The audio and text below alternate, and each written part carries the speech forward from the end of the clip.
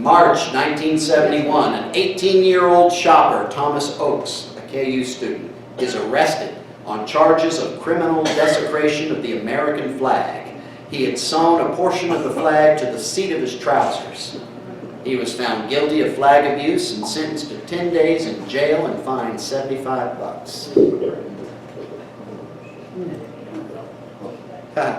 June 1971, somebody released a 5-foot-long South American boa constrictor snake. It's a snake, folks. In the Cat's drugstore snack bar. The waitress saw it behind a stack of plastic glasses and let out a scream that could be heard from all the way. An early prank. That reminds me, I think now's a good time to read this letter to you. This is another letter that I found in the treasure trove from the architect's office. And it's a letter written to the architect from a gentleman named Mooney Kramsky, who was the owner of a pet store that was right across from Cat's. You may recall it was called Pet Palace, and it was there for a long time. Okay. I love this letter. This letter is normally in our Heritage Center under the display case, so you can see it with your own eyes, but I'll read it very quickly. Dear Mr. Wilson, enclosed you will find sketches of the new front for our pet store located in tenant space A10 at the Metcalf South Shopping Center. As you are probably aware, the original front of our store was rejected by the Kansas State Inspector because the doors of the pet shop would always be open during shopping hours, and being located across the walk from the Cat's drugstore restaurant, it could cause problems. They're probably right. The smell from their restaurant would probably make my animals sick.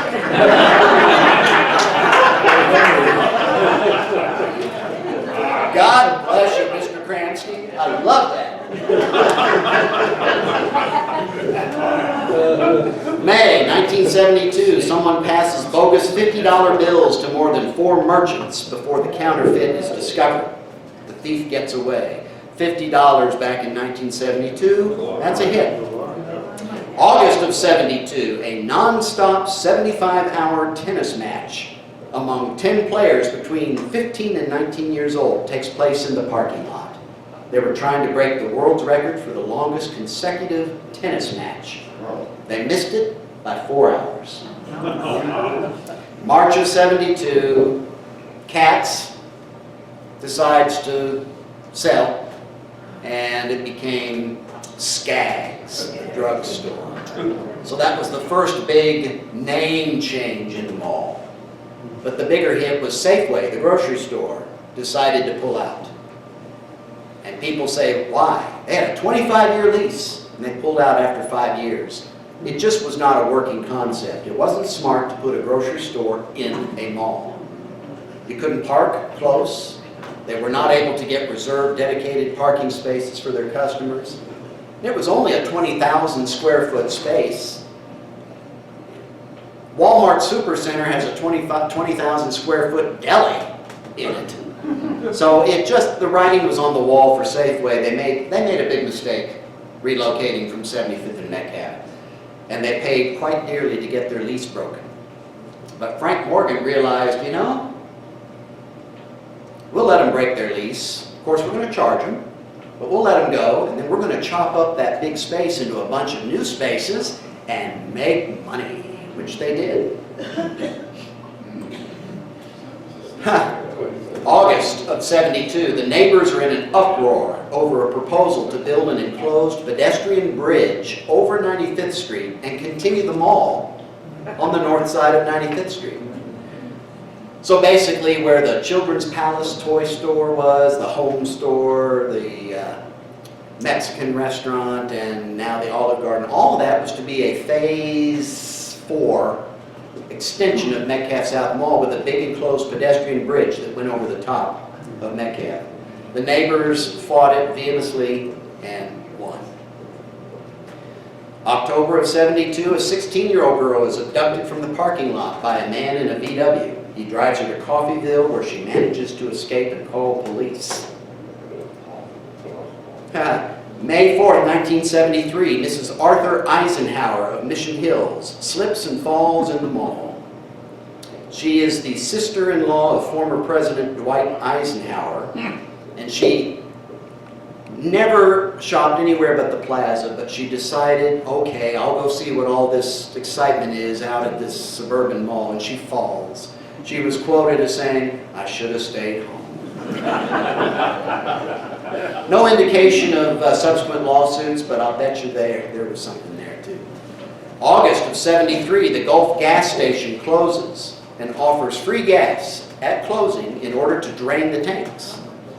Cars backed up like you wouldn't believe to take advantage of the free gasoline. Created a bottleneck traffic jam at 95th and Metcalf, all the way up to Knoll.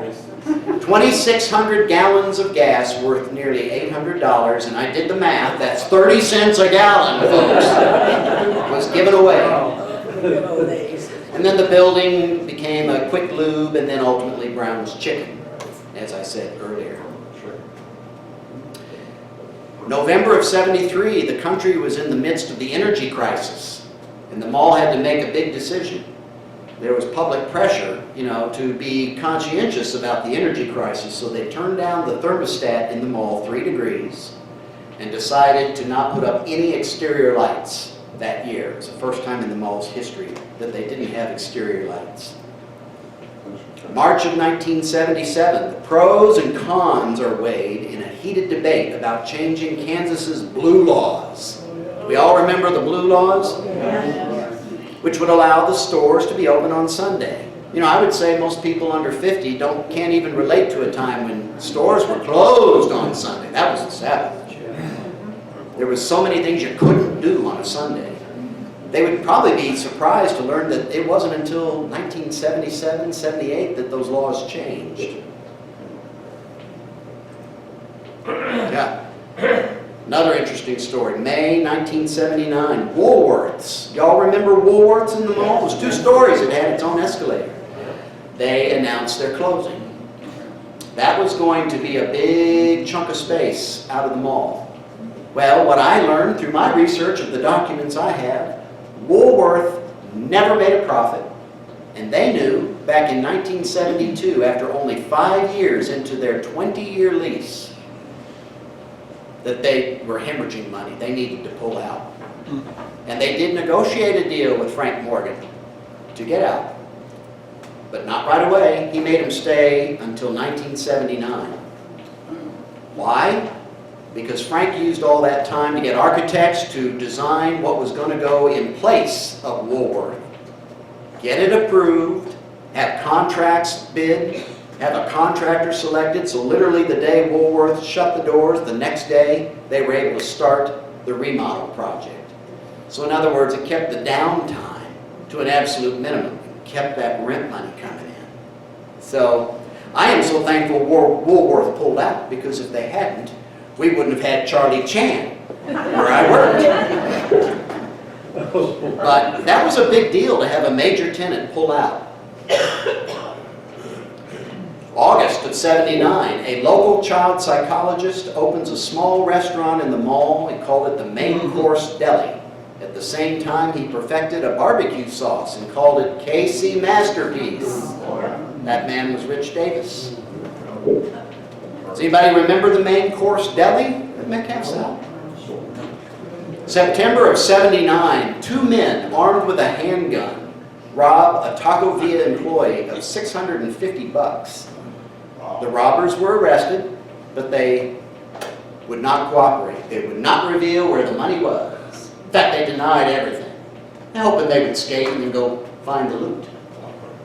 In October, just the next month, a little brother and sister, 7-year-old and 4-year-old sister, were with their parents shopping at Gabler's Nursery at 82nd and Metcalf, and the kids are playing hide-and-go-seek through the evergreens, and they find the 2 bank bags and the gun. And so everything was returned. And what I didn't put here is the kids were quoted in the paper. They went to get a proclamation from the mayor for their good deed. And somebody asked them there, "Did you ever consider keeping the money?" And the boy said, "Yes." The honesty of a child, right? February 1980, the first sighting of a new phenomenon, the mall walker.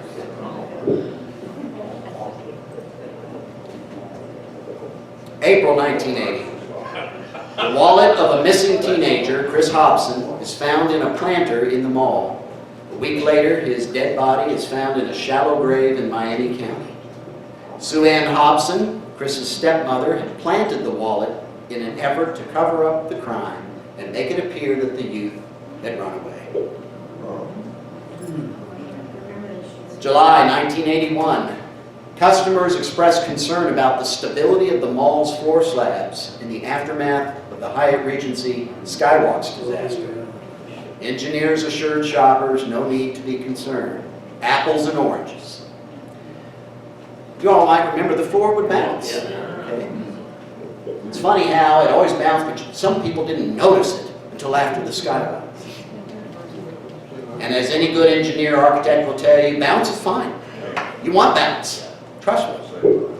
But it's indicative of how alert and concerned everyone was in this area after that horrible tragedy. I will tell you this, Bob Gingrich told me the story, the first auto show they had in the mall, all the people that were going to participate wanted their cars on the middle level, which was the popular level. They didn't want to be down, they didn't want to go up, they wanted to be in the middle level. And Bob said, I walked in and you could barely walk between the cars, and he freaked out. He thought, oh my God, oh my gosh. And he made an emergency call to Yuri Seiden, who was the engineer. And Yuri came out and looked, and Yuri said, nah, you're okay, you're going to be okay, but in the future, let's try to get at least 10 feet between the cars, and let's get them dispersed evenly throughout the mall.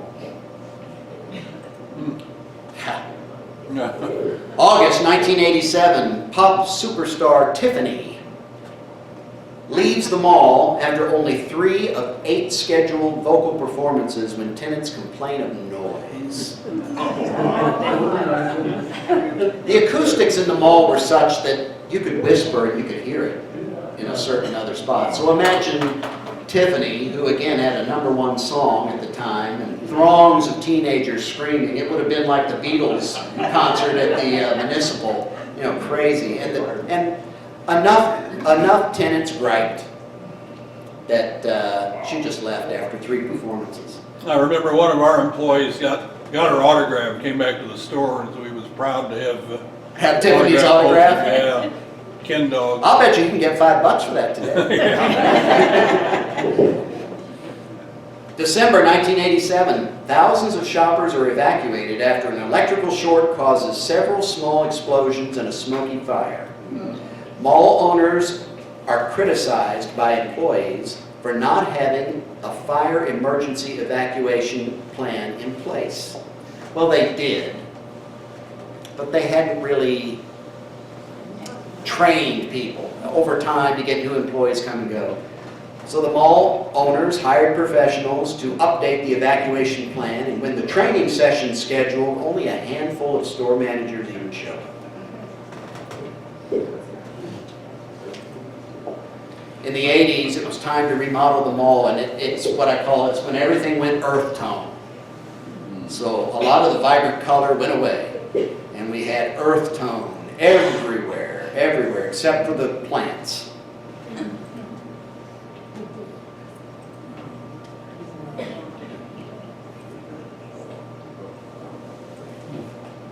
Gifts and accents.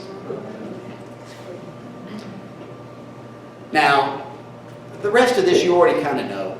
By the 90s, there was competition from other malls and other general shopping centers to the south. And as a result, a lot of business went south. And a lot of the smaller stores in the mall suffered. And by the late 80s, the first sign that there was real trouble was when some of those high-dollar clothiers went out of business. Not just the mall location, but they folded completely. Harsfeld's went away, Adler's went away, Rothschild's went away, Jack Henry. Jack Henry, in desperation, decided to sell women's clothing the last year. Didn't help. And you know, dress code was changing. Business casual became more acceptable. So there just wasn't the need. Now the Jones store continued to do well. Sears did well. And Gifts and Accents did well because they were destination locations. People went to the mall specifically to go to Jones or Gifts and Accents or Sears. But those smaller mom and pop tenants in between suffered because people went into the Jones store and came out of the Jones store and went home. They weren't walking from corner to corner anymore.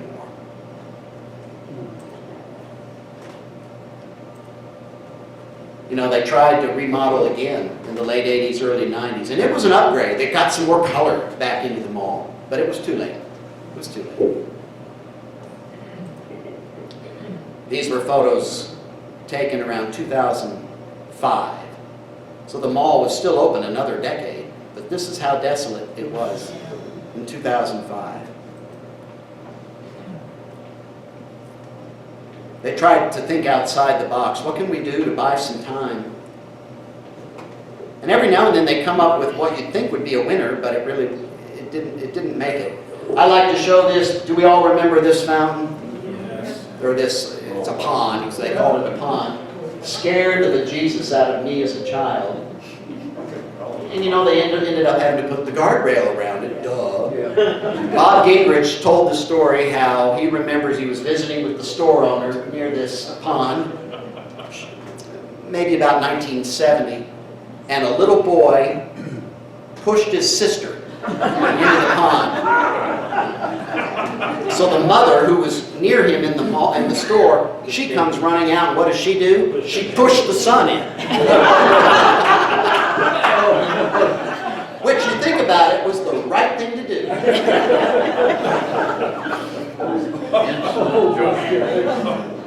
It's just hard to imagine in today's world those ponds and fountains that didn't have any kind of garden. Can you imagine today?